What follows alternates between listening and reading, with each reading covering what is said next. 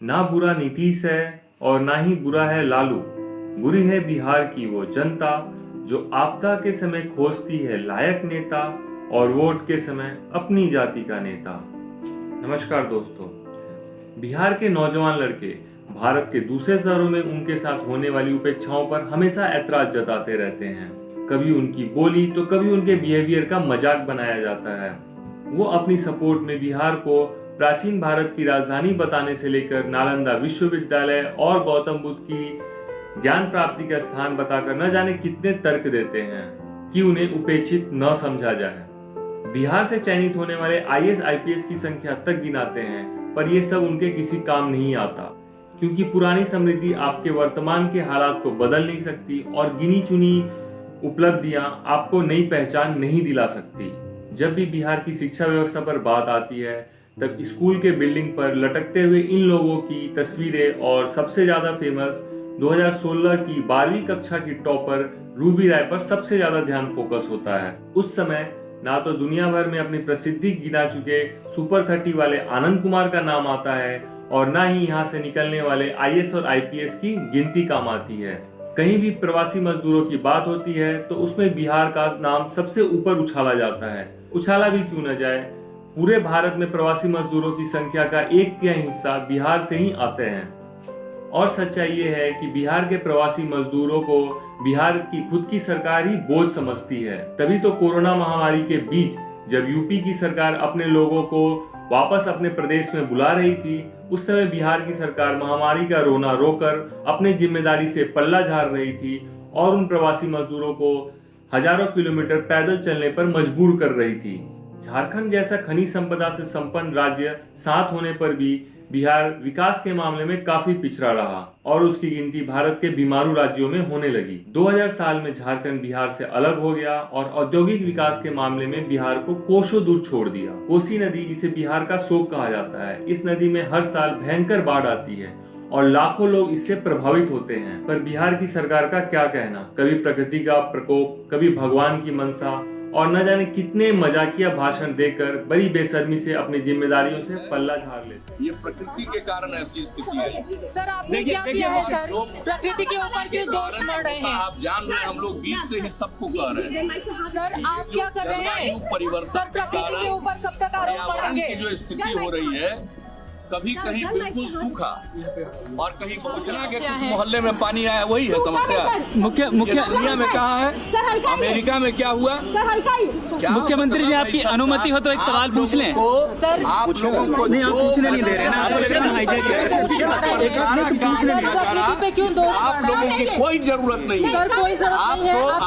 आप तो जन जागरण के लिए भी कोई काम नहीं करिएगा, जन जागृति के लिए भी काम करना चाहिए।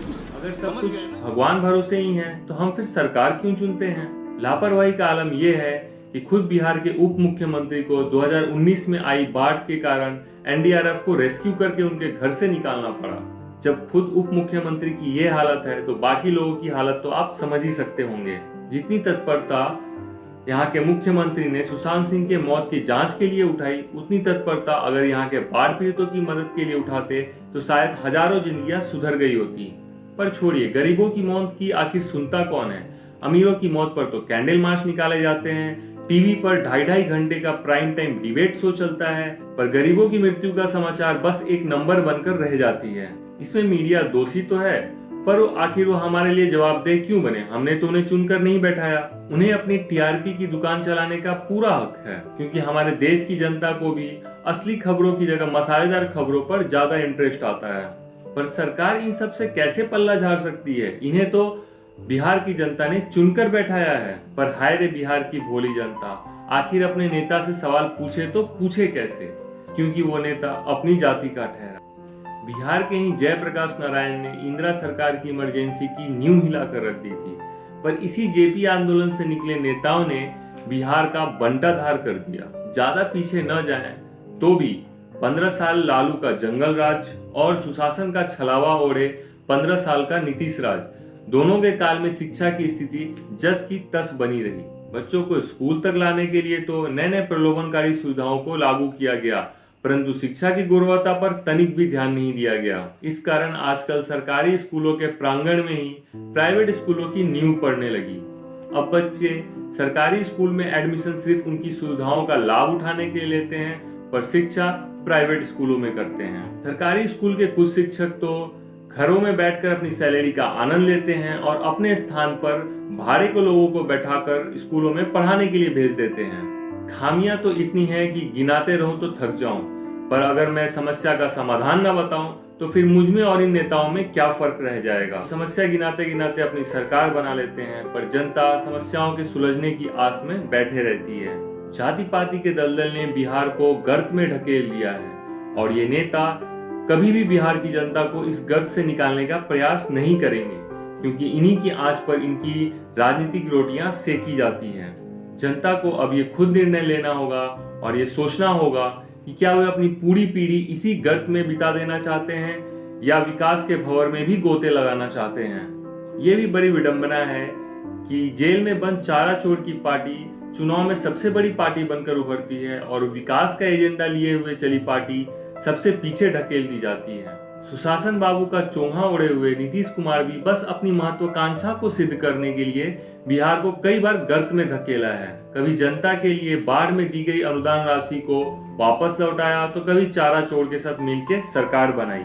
इसलिए अब की बार आपको इन लालू और नीतीश के चंगुल से बिहार को निकालना होगा, तभी बिहार का विकास संभव है। भाजपा के सुशील मोदी भी आपका चेहरा नहीं हो सकते, क्योंकि आपदा के राहत कार्य की जगह इनको राजस्थान की सियासत में ज्यादा दिलचस्पी रहती है। आपको एक ऐसा नेता चुनना होगा जिसके पास विकास की एक रूपरेखा हो, जो विकास का सिर्फ ढोल न पीटकर विकास की रूपरेखा को धरातल पर उतारने का प्रयास करता हो। भाजपा अगर नीतीश के साथ मिलकर चुनाव लड़ती है तो ये आपका दुर्भाग्य होगा, पर चुनाव आपको करना है। आप जाति के चक्रव्यूह को तोड़कर अपना मतदान कीजिए। उभरते हुए नेताओं में बात करें तो कन्हैया कुमार तो कतई आपकी पसंद हो नहीं सकते, क्योंकि इनका विजन तो आप सबके सामने पहले से ही है। आप प्रशांत किशोर, पुष्पम प्रिया चौधरी या किसी ऐसे नेता का चुनाव कर सकते हैं जिसके पास आपकी समस्याओं को सुलझाने का तरीका हो और ना कि वो आपकी जाति का हो। अगर ये परिवर्तन इस बार के चुनाव में नहीं हुआ तो आपको 5 साल फिर उसी दलदल में जीना होगा। अब बाजी आपके हाथों में है। आप उपेक्षा के साथ जीना चाहते हैं या अपनी धरती की खोई हुई पहचान को वापस दिलाना चाहते हैं। धन्यवाद।